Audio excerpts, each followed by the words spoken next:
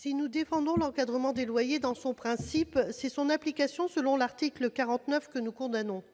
L'encadrement de loyer Élan est en effet doublement fictif. D'une part, étant optionnel et temporaire, il enterre les caractères d'automaticité et de durabilité du dispositif ALUR de 2014. Le caractère expérimental de l'encadrement Élan semble particulièrement superflu, dans la mesure où le dispositif ALUR, qui a été en vigueur presque 4 ans à Paris et Lille, a déjà montré des effets positifs en termes de stabilité des prix. L'augmentation des loyers est passée de 10 % avant 2015 à seulement 1 % après la mise en place de l'encadrement. À Paris, dès le lendemain de la décision du tribunal administratif de supprimer le dispositif, les annonces des sites de location affichaient pour certaines des loyers 30 % supérieurs à ceux réclamés la veille.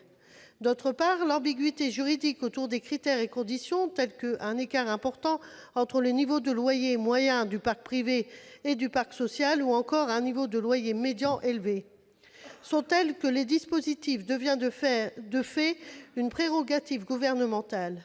Il s'inscrit de cette manière dans un mouvement plus large de recentralisation des compétences, dans laquelle le Gouvernement s'accapare le pouvoir décisionnel et appréciatif concernant les critères, laissant à la collectivité un simple pouvoir de négociation.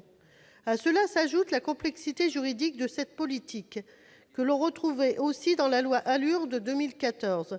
La décision du Conseil d'État du 15 mars 2017 d'annuler l'encadrement des loyers, restreint par le gouvernement Valls à Paris et Lille, a remis en cause non seulement la faiblesse du périmètre d'application, mais aussi la complexité du dispositif ALUR, par lequel la loi s'applique après décret d'application, puis arrêté de chaque préfet.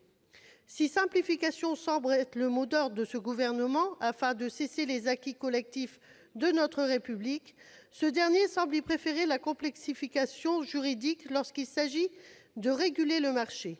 Pourtant, une régulation des loyers obligatoire dans toutes les communes dites tendues et mise en place par la loi permettrait le contournement des problèmes que pose l'insécurité juridique et garantirait efficacité et pérennité dans l'encadrement des loyers, et ce, dans le respect du principe d'égalité territoriale.